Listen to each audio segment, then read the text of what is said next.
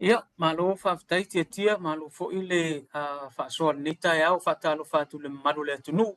Misalo le whaapupu le ta whaatalo whaona e le manu manunga le ta teimi. Ona o lea ea fo i nei. Wa pena whaailoa fo i e lau whitalenga tia. Ona ua le tala whea ngai le vai aso le ente nei ma le aso anafi e peo na iei aso lulu mansani o le tāpol kalami. Ona o le tau whetu una inga o teimi o fonitanga al pūlenga. Mantua fo'i o lea e iei tātou le pangatia o le tātou malo. Ia ua amata fo'i ona fono whaalau so o le tele o whaurulunga o vaenga ese mamatanga alwenga. Se tau fuafua tūlanga o paketim tūlanga whapena, mele asu asu tuai vai malu i puenga lima malu si tātou atunu, ono o le tau mawhai e whetu na i le taimi o le tātou porkalami o le tantaranga i lea vai aso ma lea vai aso. Ia ono tūlanga whapena, ia le ua whaonga ina i le astofi, le ua maua i le avanoa o le awhionga fo ia whitalainga ia tia, ia masuk tangata whaatau wa e whaau au tātou porkalami nilvaenga o le tai au. Mea la lea e whaatalofa whaalaua i tele atua i le mamalu o le atunu i tupu mai e o le atunu whapea foi i atulatoa ma tūla malai tai nani le loa o Samoa ia e whapea foi le whaatalofa i au whainga luenga sina le atua o lo whapea nao no whawhale le malu i whata whaitaulanga i fia o Samoa ia au se whaatalofa whapitoa e whaatalofa atua i alo ma whanau o le atunu ia e meise o le anga i atu o le malu o le atunu o lalam papa au i New Zealand wal whaamanatuina ma le whaamaluina o le vai aso le ngana Samoa i le vai aso fau, ma lo le suifua maua, ma lo le langi e ma. I oe la nganga fia le nana nei tai au wai whaatulima wai whaafilioa i pa ima warunga o tātu wātinu ia o le tā whaafilioa i tai au le nei fo i tai au i lunga lava le tā ua po kalame fia lava loto leu toi mo tā filioa inga na i tā ua maa fia le nei tai au le tūlanga o le ia le tā pinanga mo le vai aso fau i le whaatawaina o ngangana Samoa i tono nei fo i ātinu ia mana tua fo i lau sunga le whaia onga ia e se foi le fia o le loto i atunu le nei ia mai si atunu o lo fa penana fa ta waringa ngana tanto ona imita tanto i le tanto lava ngana e fa ana e pa i le titi al tulanga le ta u le tanto ngana e fa so ai foi le mo tanto i atunu mau ia po ila to foi o le o lo no foi fa fo mai o Samoa i le ta u ngana te tau pe ona tau ave pe i so se vai ngolo e au mawai. Ia malo whaftai tia ia o le tūlanga lea i le tātou ngangana, pe o le tasi lea vaenga tā ua o le whasinomanga o le tangata Samoa, o le tātou ngangana ia e pe o le ngangana Samoa o le ame whi au lea o le tā nganu. E le mawhai o na alu ese lea nganu o alu ese le ngangana Samoa, pe o vaenga te tele ia o le tā whasinomanga e au na mita ai so se Samoa, po fea lava fo'i o le kelope po fea se vai panoa o le lalangi o loo au mai wai le Samoa. E le mawhai lava o na avesea ia le tāua, ia ma le nganga loto nuu, ma le ngana loto ainga, ma le ngana le nganga loto atu nuu, ia e whaavae lea i le tautala i le tātou ngana, ia maola i le tātou ngana, ma tātou tū mga nuu.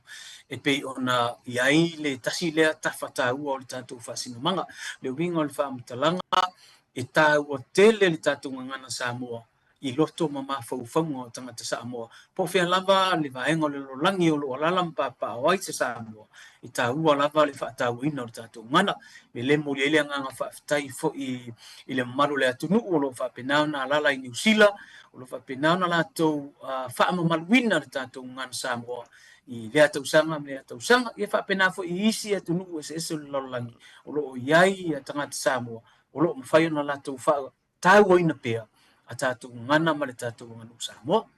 Malo whaafitai, malo le sao ilo sao fo i au tāpena iai ia le tātou antunuu i nei New Zealand ia mau tātou tangata, mau tātou ainga mai se a onga e le whaatawaina o le tātou ngangana i nei atunuu o lo tātou iai tā se i le tāmatau pun nei tai au le tāua o le ngangana o whātunga.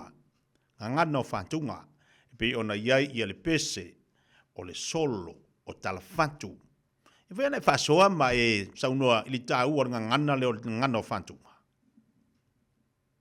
O te mantuaina lava ia le taimi whaato wa o ai le tustusi ma le whaitau tusi a tātou Samoa. Mantua o le oina o tustusi ma le whaitau tusi a Samoa. O le matawhai oi le nā sa whaatino e missionary, taimi na tūlai mai ei, wa taunu mai sa mo fa tino lo vaenga na sa ta ai ala i to ina ya so ya sa tusi ala to api e ia la to api tusi nga fa la to ainga o le api lana pese o le tairi pese api tu fa solo fo ile le i suli le ainga fa tau ai ile ngafa me fa tau ai tu langa fa pena ia ma fa mau i fo yo la to ma fo fonga o le aunga lama le wha moe o pia i tāpul kalame neva i aso au tā pena fo ia le mamalo le atu nuu e meise o a onga i New Zealand mo le wha maluina o le vai aso le ngangana. O mana tuai o le a wha au ngā le au tū lea o le ngangana o whātunga. O le ngangana o whātunga pe o na mai moa ma sila fo i le mamalo le atu nuu. I le whatunga o solo ma le whatunga o pese o le tusinga o tala o le tusinga o la unga ma le tele o vaenga fa pena ai ona o le ele mfai ona ta fai a to vaenga ia i ta por kalame ona manu ta taimi na torsu minute ai o le fatunga o le ta fa soa ia nei vai eso o le fatunga o solo e pe o solo ia leo fa o nga fo ile ai ta to o nisi o solo o fa nga fa sula tonga e la le solo foi le masani ya le solo le ya fo vale le ai fa pe o ta moe o te ia e pe sa ta miti e pe ta te ala vale po o ta po o ta pani o ta moe le ma o ta mai tai pisa teine ai ala tama penitani nga tunga e penitani fai nga tau ma fa po wa e o sei sai le meana fa te ingo tu inga solo fa pena sa tu sia mai o tatu tu a mala tu fa tunga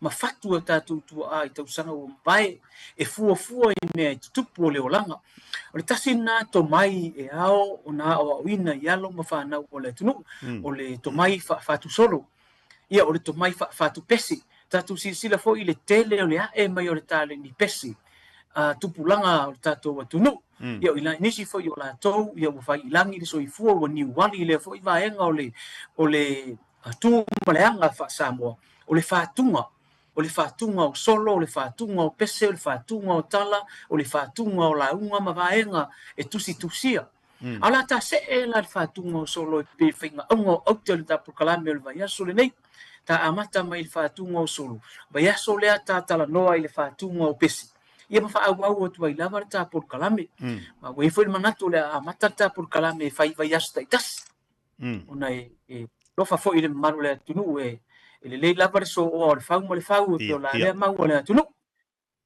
o pena le solo mua na o fa so atu ia ma tau dia foi o le tau o na pe foi le wa tau ia fo fo vale fo ia le foi nei ia le malolo na uso o tau ia fo man le ala na vai ai lo le tau le la tau ya va tu lo le tau lisi va tu le tau lisi fa mai o tau ia le ala na fa te ai lo ia pen fa ta fe ai lo ia le tu ina le fa te le motu tu tuila le ala na no foi lo le tu ina le ma fatu lana solo le o le solo le fo vale la le vatu mole le faingola na solo la vatu na oni nai vaenga fo ile ona manu tatu temi ona ye fo isi solo le tati tala no muli pe se fa te inga na fa tunga solo tu ina le fa mai le solo tu ina se wata moe o tate ia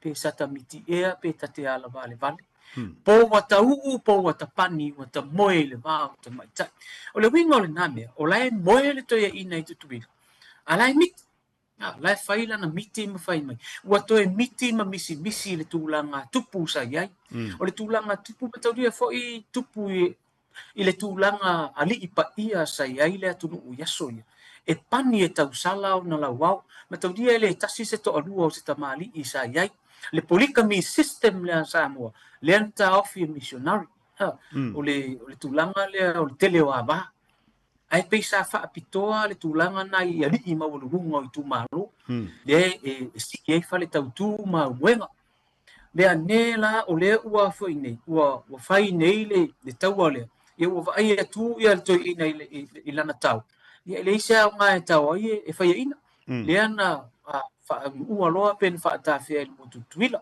le ana ma wai foi ma malu o isi tamari i o le atu no ai pe ta'i la o le winga la nga o le solo ia o na pu maua le whanau.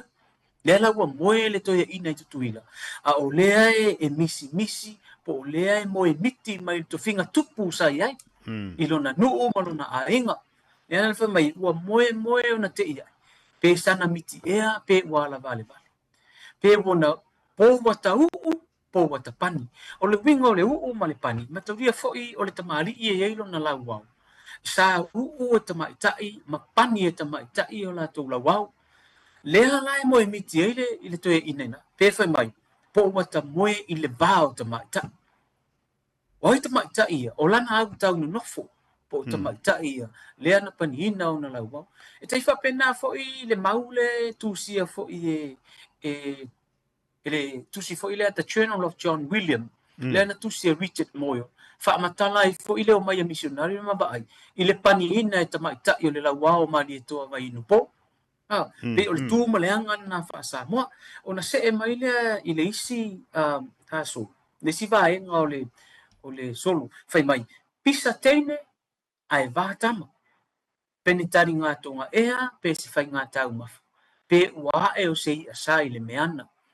Mai i le whatunga le toe ina o lana solo, ua mawhau i anga, ma ambionga le tūpulanga, le ale mea lea e tapisa ai, ia le lau le tapisa ia teini, ia e vātama, ia lefa mai peni tari ngā tonga ea peni whai ngā tau mafu, rominga lea e mawhau ale toe ina. I le whaatinonga o tū maanga, a Samoa, a le foi toi whai mai, pe ua e o se i asa i le meana. Tua o le i asa, o le whaaloalo pa warunga, o le i ale ave o le lau mei, pe o le i ale asa wha o ngā Samoa na mua, e ta i eisua, e whai ei whaatamali, ia ma ame e whai maoso le malanga. Ona o mea ia sa whaatino i tū maanga Samoa. Ai le i o mai, e o loa whaane i ona po. Ia pe o ta solo mua na tau whaamala malama atu ai le manu le atunu. Ona e tele lava na tu whaalongo o whai solo ia i sula tonga. A o le solo le. O le solo a fō vale ina ua whaau ua i le motu. O le mafu anga na leina fatu le to ina le solo. Ua mafau na to finga tupu sa iai. Lea ua mafau ua esele no fuanga, lea ua male motu, lea ua tō whai. O lea misi ia mama moe miti mai. I le soifuanga ma le olanga tau tupu sa iai. Mana ia te le vaenga le ua sauno i lau sunga le fo mai.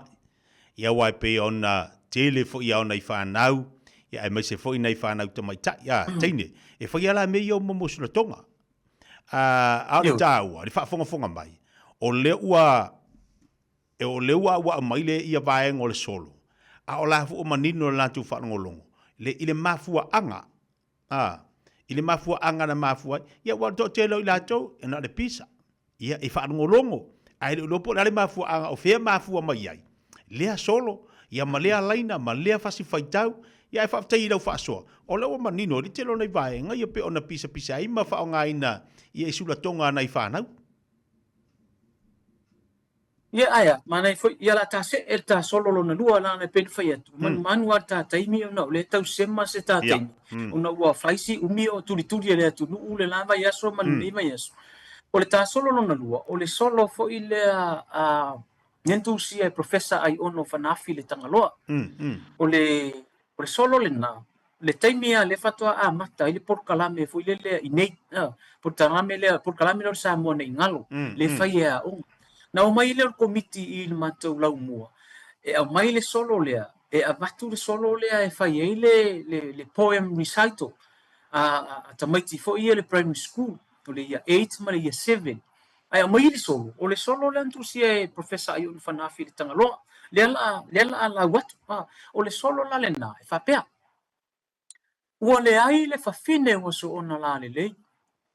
A u mai o na mata, ua o se ainga whaalala. A u mai ona tua, ua o le malama i sau. Pau ana foi upo solo. A le ana mai le komiti, i le tatou lau mua. E whaamalama atu leo wingo le solo. E mana na oe ame le solo lea i a onga umalava, i le fisenga fitu mana fisenga vadu. E whai ai le poem recital. Whai ele, o whaita ungo le solo. Me tau ma whai e whaatanga. Ai ina ia maua, le winga, o le mafuanga, ma le whaau winganga o le solo lea. te lola fautuanga matu ve ye tieti fa mole le mamalu le komiti aua ne i faaogāina le solo lea ave i tamaiti ate fa mai komiti pea fa tu lo wa fa fonga mai ale atunu e fagagau ai kaigeki ga ele i akuala ko lua sukas kausaga le solo le tu le winga tala o le la pe la tau si ile le vor fo ile o ta fa sua ile solo le ona o fatunga mataudia tofu alfa tu solo malona to mai fa tu solo ma le tu ainga ngana e fa tu ai na solo ai paule mea e tau na pu e maua mai ilo masu e su ele au faitau pea lava pea matau mafai e fa awinga ina ia e maua le ano solo a fai langa fo i te le maua ai tau la talata ia ila ufa o winganga ila winga o solo ai a fai ele ia o wa sa o su el solo tangata tusia su el fatu solo fa pena fo ile pese e tom fai usu le pese ai te le tau muale winga o pese ma non fa o winganga a sa o ai visi tangata tusia pese pela tau fa penala a o le solo la le antu se professor ai ono fa nafi le ai fai mai o le ai le fa fine wa so ona la le a mai mata ua o se ainga whalala. Ai a mai tua, ua o le malama i sau. Pena te whātua i lena o mai ele komiti o Samoa ne inga loe watu se wha malama la manga le so. Ia watu i lona matou tu ala wha mole au. Vai e se solo nga le whaingo fie ave whaile poem recital la nei whana. E matu wawi nga le solo le. Ia ala wha malama la matu. Foi le mole mai mo mai le atu. Ia. Ole le foi nei. O le whainga o le ngana, matautia fo o le whatunga o solo. E sa o loto ai le whatu solo i tū la whono. O le pauale o le mea na te tale, pēna le tū la whono o le ngana. Ngā o le tusinga o le solo. Matautia o tū la whono o le ngana, e le mwhaia na e amatase fwai upu se mata i tusi la i titi. Ia. Ai e mawhai e le solo. Ona a mata le solo. I le mata i tusi la i titi. Po wā lava whengi, po wanga whatu solo. E tusi e ta lepe e le tusinga o le solo. Tu la whono le ngana. Ia, rwai mua, o leina mua. O le ai le whawhine wa so ona la le. O le whaonganga o le upu whawhine nai whaonga mai eina. Nai sui tu langa ina le upu tamaita. Le whamai le magu le professor. Se o tatanuanga fo i ea. O le ai le whawhine wa so ona la le. A mataulia o le upu lea so ona. O le so ona la le. O lea na te whaamatala ina tili le la le o le tamaita. Mantua o le la le e ave le tamaitai. A o le au le e ave le ali. A peo nei upu mai rua le fe ave hai le atunu. E whamai ale atunu u foi le tu pā tamaitai. Se mkua e au le si. Ai le ai, whamai le komisio le ngangana ma le whaasoa toia ina. O le la le e ave le tamaitai. O le au le e ave le ali. Nea le whamai le solo lea. Ua le ai le whawhine. Po o le tamaitai wa so ona la le a mai mata ua o se ainga whaalala. Oa mata refer i ai le so. Le manama whauwhaunga le professor. O le mai o fōlinga o le tamaita. Mantua o le tamaita i Samoa. O le la le o le tamaita i Samoa. E le o fōlinga. Ai o le fata. O le fata o le tamaita i Samoa. Matawia fo i o la o tamaita i Samoa. Yaso ia. Pe a whai o la tō la siako ma la tō la E wha ari mai fata se i tūlou le whaafonga mai a lea tunu. O i nā e fua i aile la le leo le tamaita i Samoa. O i nā foi nea mafuanga foi nā e alaina tau le fata o le tamaita i Samoa. O le malai o le lopa. Pe o se upu a fei lea e whai a lea tunu. E wha amatala mai aile la le leo le tamaita i Samoa. Ia, matau foi lea o le vavalu o le teine o le pai. Ngoi ngana wha pēna. O le whamata langa o le la le leo le tamaita i Samoa. Lea e whai mai. A u mai mata. Ua o se ainga whaalala. O le ainga whaalala la. Anga ia tu lau whaafonga mai lea tunu e le alortanga ngana langa o le solo wa tusia ma whaamama wini. Leo wa tusia e tusi ai ono whaanafi o la tanga ngana le tasiva iwa ono. Tasiva iwa fitu. Nei tono lana tusi na pe o le itu lau e ono e ana iele tu lau e fitu. Nei iele solo na. O le whaamtalanga la leina o tamaitai o le malai o le lopa o mai. Tusa a whana nau ia tamaitai Samoa. Ona ona fa'asina-sina lea o latou suasusu e iai le laua ei ia le lau la'au e fa'asina-sina ia latou suasusu e fafaga ai a latou pepe a ho'o laina fa'asusu a latou pepe ia foi nei i le suasusu leu fa'asina-sina i le lau la'au e lala uma ai ia fofoga magutu o le pepe o inā la lea e fai mai ai le profesa au mai mata ua o se aiga fa'alala o le aiga fa'alaala lana o le fa'asusuga o fanau pepe atinā tamaita'i sa moa e fa'asusu la fa'aoga ai le lau la'au lea e fai mai ipu lea e ta'u nei tatou o le fa'avaituipu pe ua e ai fo'i le fue inu a Samoa e fa'asina-sina fo'i le fue lana o inā la le fa'amai le ata atoa o le fa'amatalaina le profesa e fau mai le gagana o lana solo au mai mata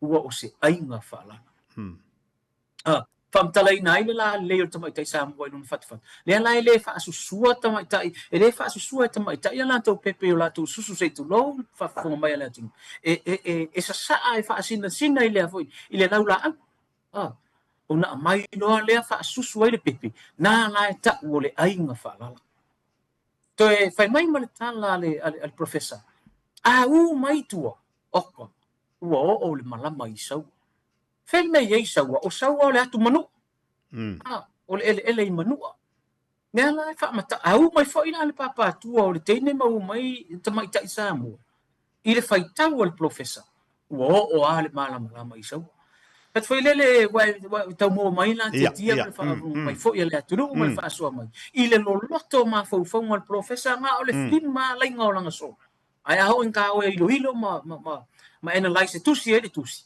e ma fai ele ina ia lima ona tusi a to ale tusi ile solo le ale fo tava tai professor pe na le mele tau turi au fulu le tafa mo nei tai o le a foi nei o le ngangana e whaonga i whātunga i le oa ma le loto le a fo i ngangana. I tau ai le whai tau fo i o tātou tangata. Ma tau ma whai e mai tau whaawinga ma i eiroa le mafuanga. Te pe fo o le tamalo sa nuri anga fo i le na no fo i ma wha matala le la le lei o tamai tai Samoa. E ma whai e le liman tala noa ma le vai.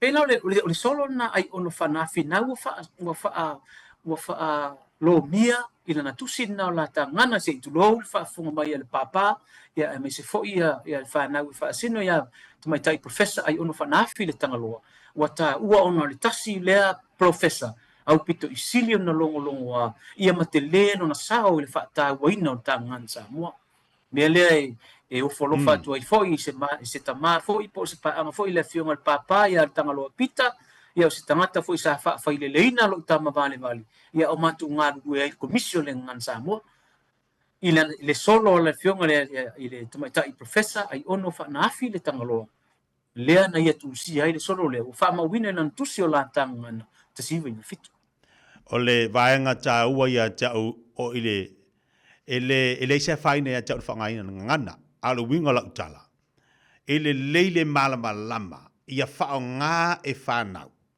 ia le solo a ia wa malama lama ne te ifo ila wa whaalongo i whanau a o le tau tala isi si tangata i le whao ngā ino le solo lea a le leile tau tala atu le tangata a le whaalongo longo te mai le ngau whaalongo longo le pokalame a le whaia o ngā matitia whaamatala ia luinga la utala a malama lama la le tamai titi i le vaenga le solo lea le watu e a whaape te o whaalongo longo i a whao ngā mai e sisi tangata lono winga na la wale mafu tamai titi le ai ele o ta o lona winga ele o vaenga le fa nga mi ele fu tangata a le fe au momoli ya ta o le ta o le solo le o le ina ia mafai ona malma lama ita mai ti de winga o laina o le solo ma le anu moni o le solo pe na tusia e se la le ta o le fa matala nga me solo ingi ke wa alu e pelo kaika wa ngi ke o ka fa longa ko fa nga mesis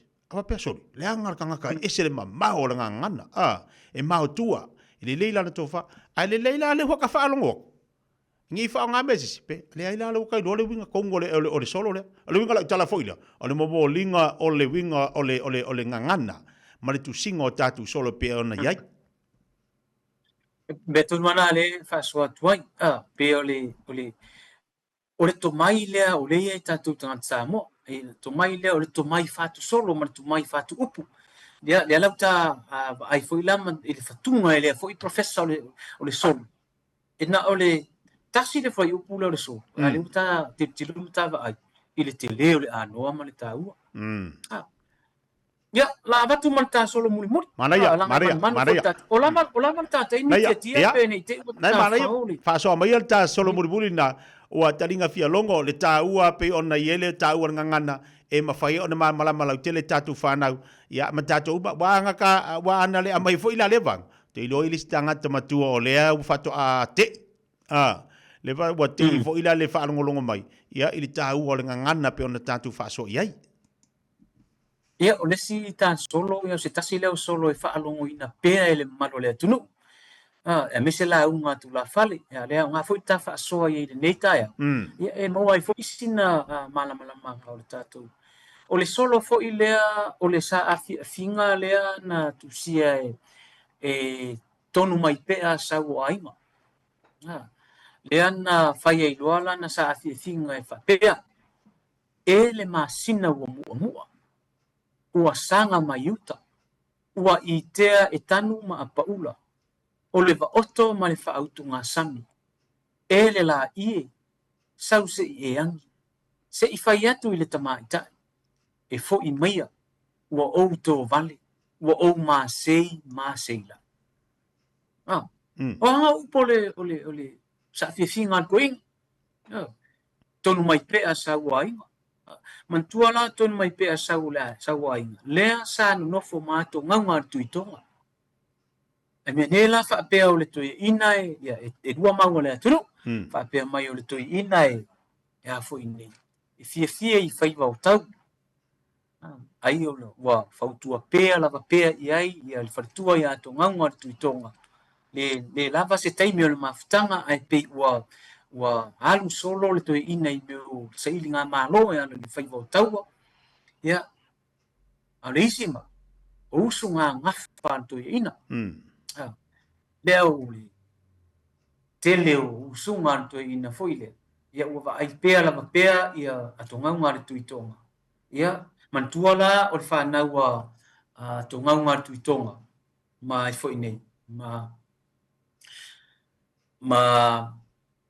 tonu mai pea ia o tama ta i o le valas ia o ai foi nei tau ili matupa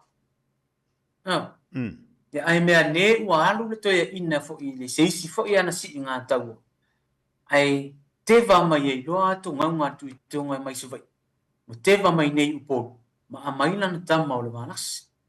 Lea la na sae i loa la e o le toia ina, ia masa afi e whapea. E le masina ua mua, ua sanga mai uta. Ua i tea e tanu ma a paula o le vaoto ma le whaautu ngā sanga. E le la ie sau se i e anki. Whai atu ia e tamaita e fo i maia. Wa ou tō vale, wa ou māsei lau. Ia taola i loilo. Ia. E le masina wa mua, o le masina mua, o le masina whato awa aia. Makauria i le whaitaunga Samoa po le numbering system a Samoa. Wa uma ona iai ma whaata oto le whaitaunga Samoa. Whaitaunga la o le masinga, whaitaunga o le masina mua, o le masina whato awa aia. E le masina wa mua, ua sanga mayuta. Lono winga, ua whaasanga mayuta. Ua whaasanga mayuta le masina. Lono winga, ua waaia le masina, ua waaia ko inga le masinga, ua whaasanga mayuta. Ua i tea e tanu ma a paula. Ia o tanu ma a paula o le nofuanga i sofai. Nai, e le vaoto ma le whaautu ngā sami. O le vaoto ma le whaautu ngā sami le fwoi whapea mai le mau ne iafu o la tau iai. Ina e vai iai, ne iafu ma whale lima. Ia e peo o tanu ma paula e o ifia. Whale alupu, le whaitau fo i le nofuanga. Le lai sa afi ale to ina le masinga o mua, masinga whakua aia o whaasanga mayuka, lea ua i tea e tanu ma paula. o le va oto ma le fa autu nga sali le wa itea po wa ite le koinga e le me kupu ia ai saul koinga wo le aisia wo le ilong ko o le wa keva mai a tunga ngatu ito ma mai le vanas kapalo ile la o le fisiri la inga fa maka o le makangi o le lai wa o le lai o le matangi e le la ie sau se i e angi se i avatu ai le polo ma ka la upolo fa yatu ile tamaita e fo i maia wo auto vale wo auto ese wo o masei lava o lo winga la lo tau ai longa o se matangi moni lea na mana o le toe ina e sau wa o le whaonganga le lai le i whaonganga le makangi o le ame whea ia ai fo ringa mai e le o se makangi le mana o ai le toe ina o le mga o le kangaka awa anga wha apea o se lai e le kau mu ula le whea lana o le makangi o le lai o le makangi nga yangi mai sa sa e anga i sifo a o si sifo le e whai eile sa awhiwhinga le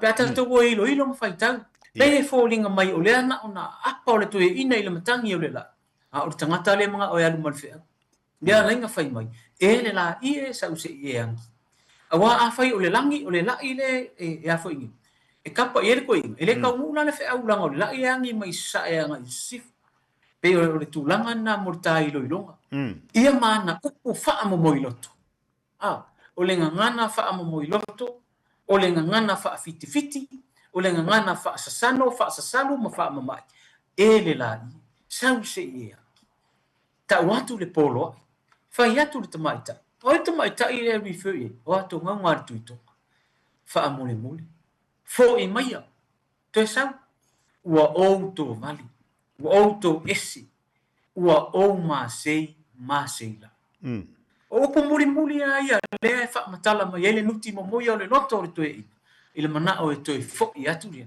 lon fartua ia mano na finge o le varas ia pe o ta solo muri le opo muri winga opo wa auto vale wa auto ese la felisi fas foi tau o ha winga ngada o masei o ha winga na a fai a to vale se mea lo winga se me funga le o le nganga o le loto maulan wo e faia se me se wa a to vale la upule o se pule e fai le upule a vale mu o le to o le me to atu o le vale o se upu e ta mama ina ai lo tangata ona o se anga sala po o se fa ale tonu po o ni masei wa fu mai ia te wo e to ese ele mau foi le tunu wa anga sala to ese le uru to ese le tangata anga sala o le to ese o le to ese o se mea o le ave ese o se mea o le ave ese o ni o le ama ave ese ni o masei le te talo ai le to ina i si un fritua ato nganga tu istonga foi maia wo o to vali wo o to ese wo o masei la ia o masei o se o por fato esse iwe e pe o le ta solo muli la le na o na manu le ta te a le tu e fia fama faina o le ngana o lo moli mai mali e se le matango fio le neita e au mo le fasoa i ta uo fatunga o solo a le anoa mawinga o solo ma le ta ua o fatunga a fatu solo na mafuai o na latu tusia lewa tala le tai au wa matua matango fio o le momori mo le whaatai nisi o tapa anga mai Alaska.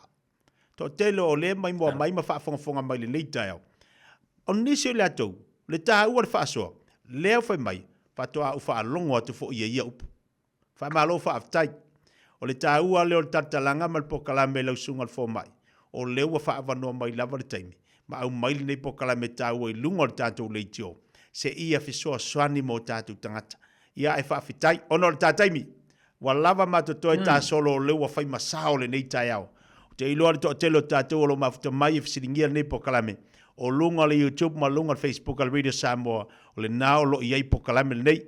Ia, lea fau a maua isi manatu ma isi langa ona fau le tātou atunu. I le tāua o solo pe ana mai e le sunga le whaia onga pa le sunga le fau mai mo tātou. O na le tātaimi, la fatu e lau sunga le whaia onga ma le nganga whalalo. Nisi vai ngā wha mai e le tā pokalame ma le nganga wha aftai.